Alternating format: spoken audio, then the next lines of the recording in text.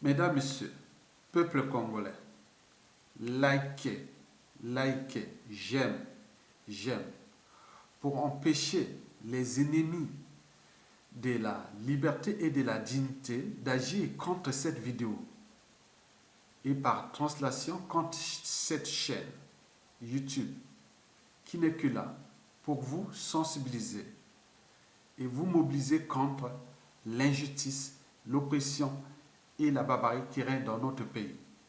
En réalité, nous sommes là pour lutter pour la liberté d'opinion, de pensée et la liberté de conscience. En réalité, nous sommes là pour défendre votre liberté et dignité. Vous avez tout compris. Donc, à vous de liker, j'aime, j'aime, j'aime. Mesdames, Messieurs, peuple congolais, ceci dit. J'ai reçu un message d'un compatriote officier militaire qui m'a adressé un courrier et que je vais ici le décrypter en vérité et contre vérité. Parce que ce compatriote a écrit ceci. Au rêveur et aux naïfs qui pensent que Poutine est leur allié contre Sassou. Et donc je vais ici vous lire déjà ce message et puis le décrypter en vérité et contre vérité. Parce que pour le correspondant, pour lui c'est une vérité. Mais pour moi, il s'agit bien sûr d'une contre vérité. Donc je vais confronter les deux réflexions. Donc pour lui, il a commencé par ceci. Mon cher Isidore, je te croyais plus lucide et moins naïf que certains, mais je dois avouer que ton analyse de la géostratégie de la Russie de Poutine en référence à la Centrafrique de Touadéra et le Congo de Sassou me pousse à dire que tu n'es pas aussi lucide et moins naïf que je croyais. Retiens bien ceci. La logique selon laquelle les amis de nos amis sont nos amis, les ennemis de nos ennemis sont nos amis, les amis de nos ennemis sont nos ennemis, les ennemis de nos amis sont nos ennemis, ne s'applique pas en politique. En politique, la règle, c'est plutôt ce que l'on appelle la réelle politique. Et selon les intérêts, les prises de position sont toujours à géométrie variable. La preuve. Une connexion naissante entre Moscou et Brazzaville. En parallèle, Moscou vient de fournir aux forces de sécurité congolaises des lots de véhicules pour renforcer leurs capacités terrestres. Je répète, en parallèle, Moscou vient de fournir aux forces de sécurité congolaises des lots de véhicules pour renforcer leurs capacités terrestres. Parmi ceux-ci, des 4x4 blindés Patriotes fabriqués par UAZ et des camions de transport de troupes conçus par les sociétés Ural et Kamkaz. Ces commandes découlent du rapprochement sécuritaire entre Brazzaville et Moscou, esquissé à l'occasion de la visite de Denis Sassou Nguesso à Moscou en mai 2019. Africa Intelligence du 12 juin 2019. Le mouvement s'est poursuivi 5 mois plus tard avec la rencontre Russie-Afrique à Sochi. Bon, mon cher ami, compatriote, là, vous avez parfaitement raison, mais cette preuve ou cette vérité politico-diplomatique ou voire militaire est à placer dans son contexte. Le contexte de 2019. Ce matériel de répression fut acheté avec la dette que Denis Sassou Nguesso n'a pas payé, n'a pas encore payé. Il avait roulé Poutine dans la farine en prétextant ouvrir le marché du pétrole congolais aux Russes et avec à la clé la construction du gazoduc de Pointe-Noire à Brazzaville.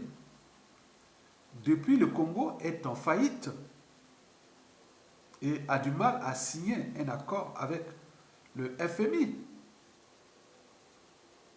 Même le moratoire sur les intérêts de ses dettes envers le Club de Paris et des Landes de mai 2020 à décembre 2020 n'a pas porté des fruits puisque le pays est totalement en faillite.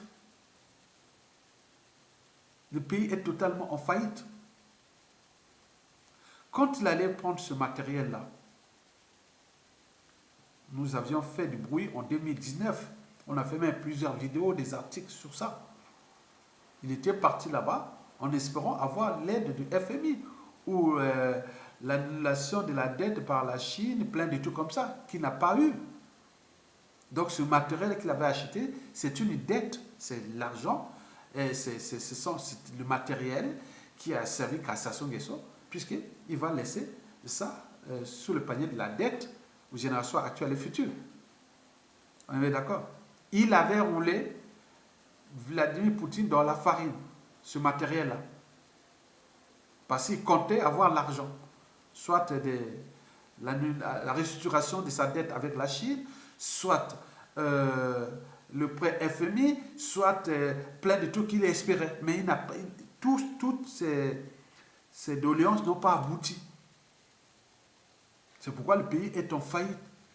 Les fonctionnaires ont déjà 8 mois de salaire, 8 mois d'arriérés de salaire. Les retraités déjà depuis plus de 3 ans. N'oublions pas aussi les retraités officiers militaires et tout compagnie. Ne parlons pas la bourse des étudiants, déjà pour certains même depuis 5 ans. Donc tout tombe en ruine dans ce pays. Et donc vous avez tout compris. Donc ce matériel-là, auparavant, en 2019, il achetait ça pour se préparer à la répression contre le peuple congolais au cas où les pressions sociales débordaient, puisque le pays est en faillite depuis 2016 déjà. Donc les gens sont dans la merde. Donc pour impressionner la population et autres, donc il est allé acheter ce matériel-là à crédit qu'il n'a pas payé. C'est une dette qui est là. Et donc, il a ramené ce matériel-là et qui est là, qui sait ce que c'est à impressionner la population. Parce qu'au départ, c'était peut-être en prévention des présidentielles du 21 mars 2021. On a vu que la population n'est pas descendue de la rue.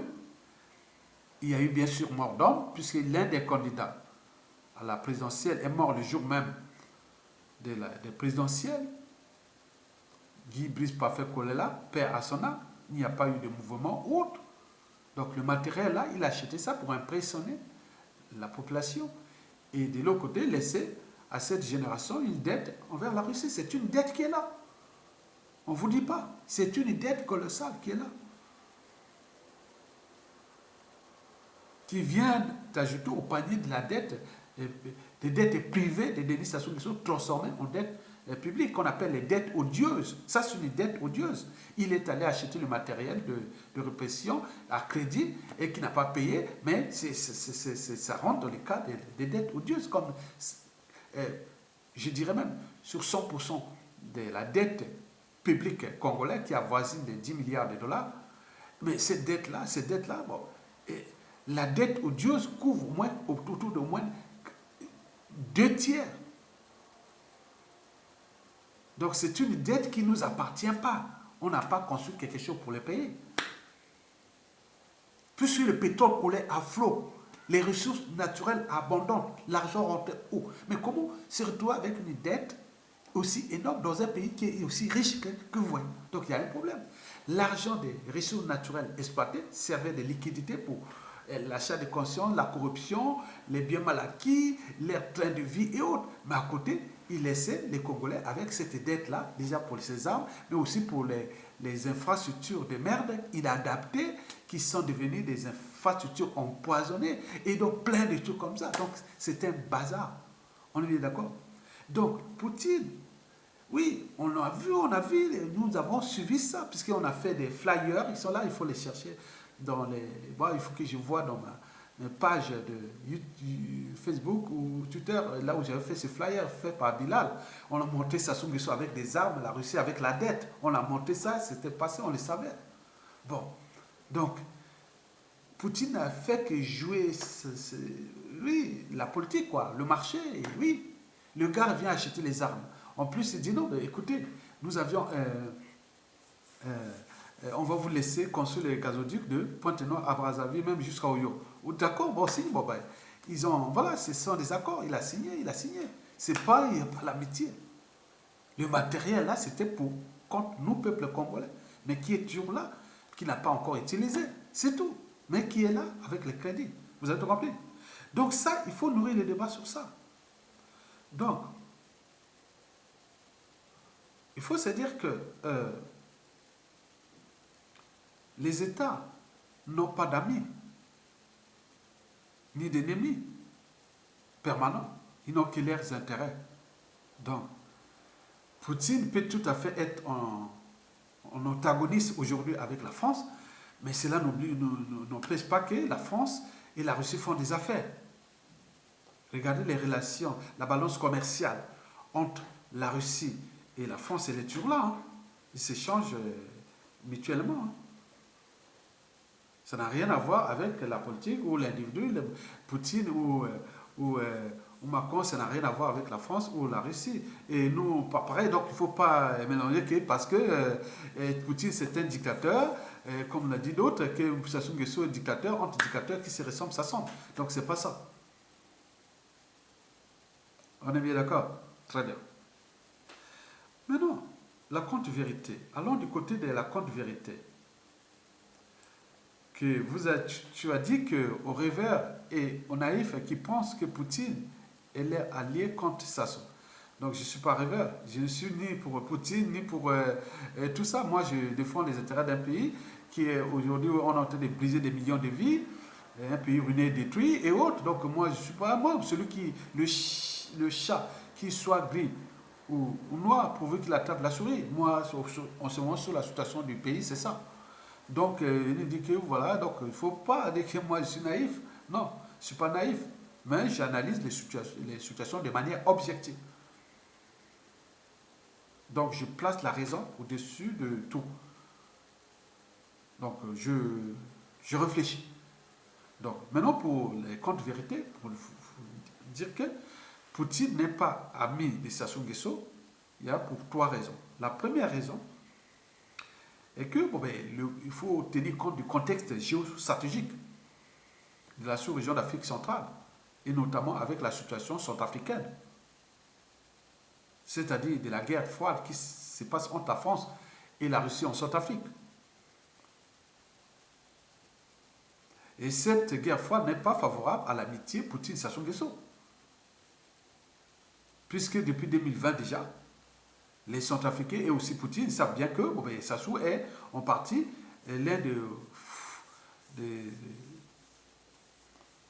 des gens qui foutent le bazar au Centrafrique. Puisque, pour d'autres informations, il héberge sur son territoire les anti-Balaka, et de l'autre côté, l'ancien chef rebelle qui est là, qui s'y Bozizé, est aussi au Congo et tout compagnie. Ils savent bien. Tous les médias, réseaux sociaux, réseaux YouTube, tout ça, ils ont dit que le bazar en Centrafrique était entretenu par 3 pays. Le Congo-Brazzaville, notre pays, le Tchad, dit débit, mais il est mort. Ça soit perdu peut-être un allié. Il se trouve peut-être isolé. Il y avait aussi le Cameroun, point de vue économique, puisque pour faire rentrer les marchandises et autres. Bon, donc vous voyez ça. Donc, il dit débit n'est plus là. Sassou Nguesso se retrouve tout seul. Pour le cadre de la géopolitique, il dit, ah tiens, si je ne vais pas vers la Russie, bon, peut-être qu'il pourra me foutre un coup. Voilà, comme, oui, Sassou sait bien qu'il est revenu au pouvoir avec l'aide des pays voisins. Donc, il sait bien que, ah non, il faut que je suis sûr. Donc, il joue là sa propre survie. Ce n'est pas qu'ils sont ensemble avec Poutine. Poutine sait bien que Denis Sassou Nguesso est le cheval de Troie du néocolonialisme français dans son pays et en Afrique centrale. Il sait bien que Sassou, c'est le cheval de Troie, la pièce maîtresse du néocolonialisme français au Congo et en Afrique centrale. Or, Poutine combat le néocolonialisme français en Afrique. Donc, qu'est-ce qui peut les lier? C'est que l'économie, ça n'a rien à voir avec les enjeux. Kadhafi et Sarkozy étaient amis, non? À peine 3 mois après, bon, on l'a vu. Il l'a éliminé, non? On l'a vu par-ci, par-là, là. Bokassa et Valéry Giscard d'Estaing, vous connaissez. Donc, c'est pas... Non, il n'y a pas d'amis, hein, ni d'ennemis permanents. C'est que des intérêts. Donc, il ne faut pas voir que c'est... Non. Même Macron, avec le défunt Idriss Déby, ils étaient main dans la main, amis, ils tapaient, ouais, après. Donc, il ne faut pas voir ça comme ça. Donc, du point de vue géostratégique, Denis Sassou Nguesso est vraiment l'ennemi de Poutine en Centrafrique. Il essaie.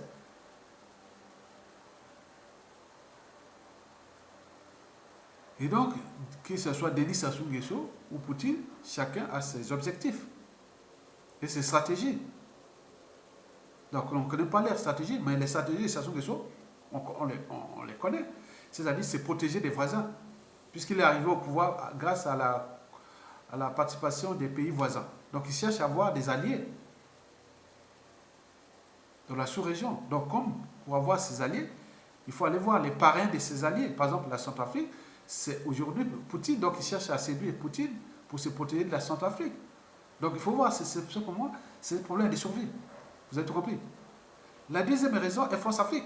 Vous croyez que Denis Sassou Nguesso va virer de à 180 degrés pour aller vers la Russie comme l'a fait Touadéra, comme comment ça fait peut-être le Mali et autres, et franchir la ligne rouge comme ça, brutalement comme ça? Non, il ne faut pas croire. Il ne faut pas le croire. Il peut certes aller acheter le matériel de répression contre le peuple congolais à la Russie ou partout là où il va. Bon, ben, très bien, mais quand les fondamentaux de la France-Afrique que Sassou Nguesso protège au Congo et dans la sous-région sont respectés, il n'y a pas de problème. Il n'y a pas de problème. Il peut aller chez Poutine, mais ils suivent. Sassou Nguesso, c'est un gibier qui est dans le filet sans France-Afrique. Et s'il bouge d'un pas, il est neutralisé. On le sait bien. Donc, par conséquent, la ligne rouge, tant que la ligne rouge n'est pas encore franchie, donc il peut aller voir la Chine, faire la Russie, voir d'autres choses, bon, c'est ses affaires. Sassou, c'est un dictateur qui est tenu en laisse par la France-Afrique. À tout instant, on peut les tirer.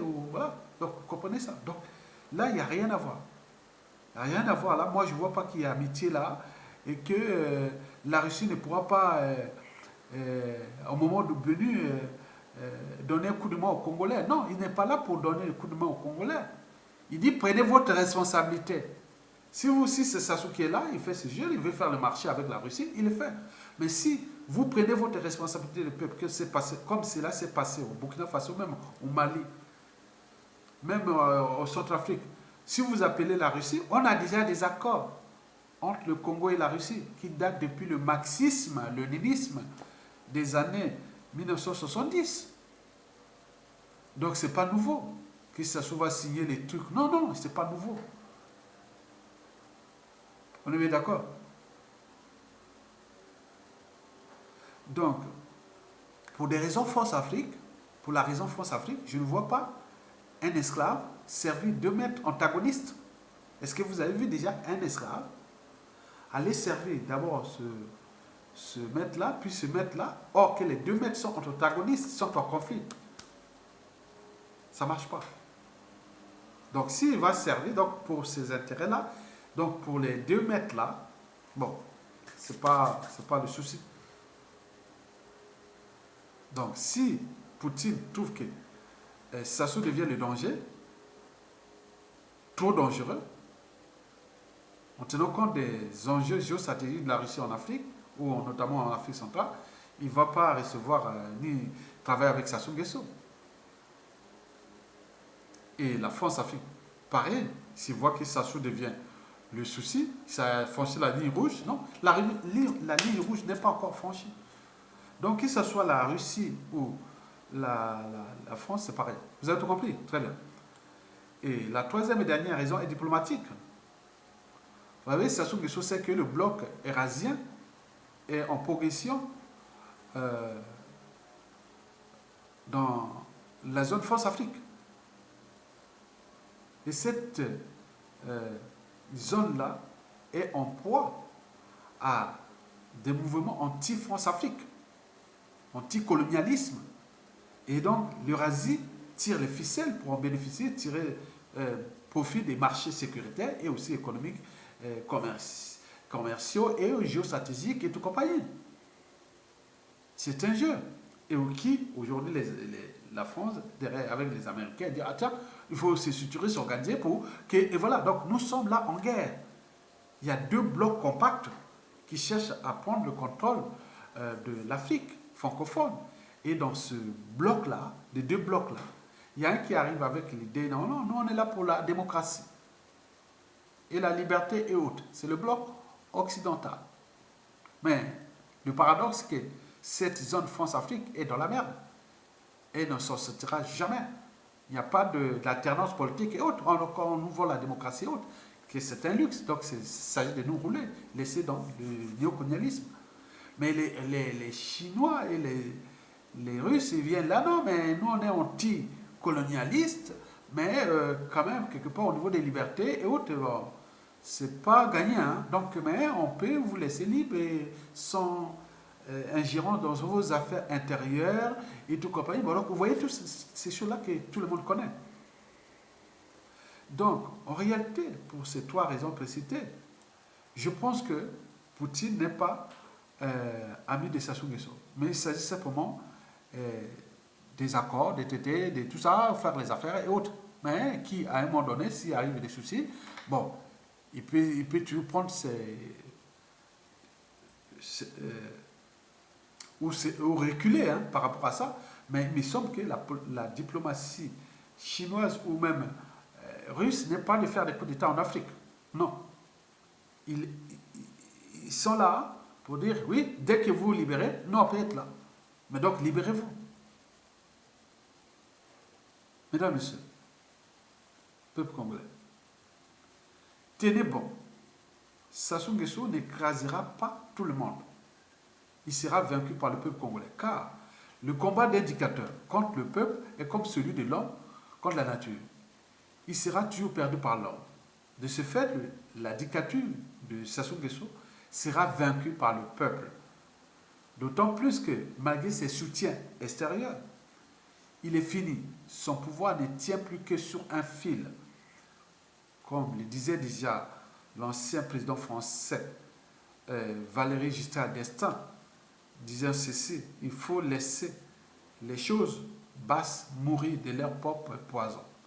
En réalité, Sassou, c'est un serpent venimeux qui a déjà mordu sa propre queue, donc il va mourir de ses propres poisons. Et donc, nous avons ce qu'on appelle notre partenaire, c'est le temps. Le peuple a le temps. Et quand tu contrôles le temps, tu contrôles aussi la montre. Donc, par conséquent, l'objectif ou l'enjeu pour tous ou toutes est de récupérer le bien commun, les moyens de l'État dont dispose Sassou Nguesso contre nos peuples congolais, contre notre pays. Sassou Nguesso n'a pas de pouvoir. Sassou Nguesso n'a pas de pouvoir.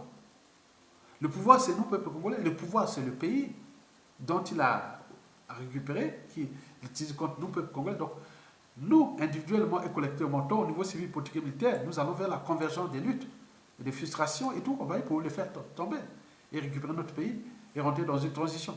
Ça, c'est sûr et certain. Elle est inévitable. Donc, il faut se battre pour récupérer notre pays des mains de Sassou Nguesso. C'est une affaire de survie. C'est une affaire vitale. C'est une affaire sacrée. Honorons d'ailleurs. Donc, récupérons ensemble notre pays. Et car,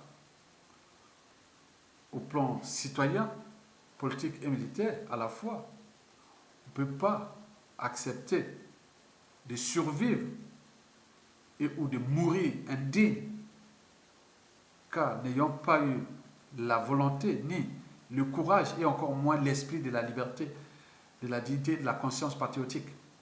Vous avez tout compris? Ça s'est passé en Algérie, ça s'est passé au Mali, ça s'est passé à Burkina Faso, ça s'est passé au Zimbabwe, ça s'est passé partout, mais pourquoi pas nous? Donc il faut le savoir qu'avec la Russie et la Chine, c'est l'Eurasie qui est là, qui va rentrer, il part sur l'esprit qui ne sont pas colonialistes, mais ne parlez pas surtout la démocratie avec eux.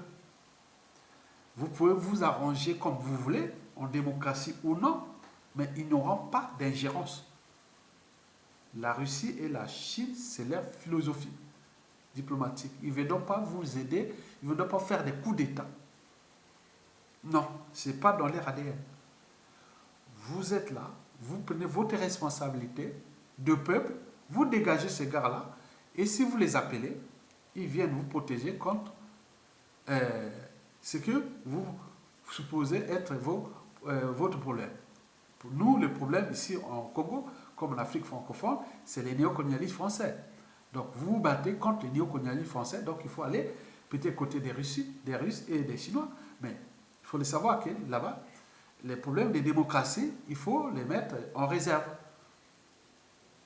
C'est un problème de choix, mais on ne va pas vous l'empêcher dans votre propre pays. Vous pouvez les faire entre vous, mais quand vous allez vous protéger d'eux, bon, à côté, il y a des contreparties, le marché, tout ce qu'il y a, que ce soit les marchés des armes, les marchés économiques, commerciaux, voilà, donc c'est ça. Mais du côté occidental, et avec son produit France-Afrique, bon, on nous vend la liberté, la dignité, la démocratie, autre, mais ça, c'est en apparence, mais en réalité, c'est le colonialisme qui est là. Mais à chacun de voir, choisir entre le colonialisme et le néocolonialisme, choisir entre la démocratie et des formes de démocrature, ou de... Voilà. Et tout ça, faites vous-même la comparaison de ce qui est du bloc eurasien, représenté aujourd'hui par la Chine et la Russie, qui vont prendre l'Afrique, et le bloc occidental avec son produit toxique qui est lié à la France-Afrique, et donc faire la comparaison. Donc, à ce moment-là, vous aurez avancé. À bientôt. Mesdames, Messieurs, je vous remercie.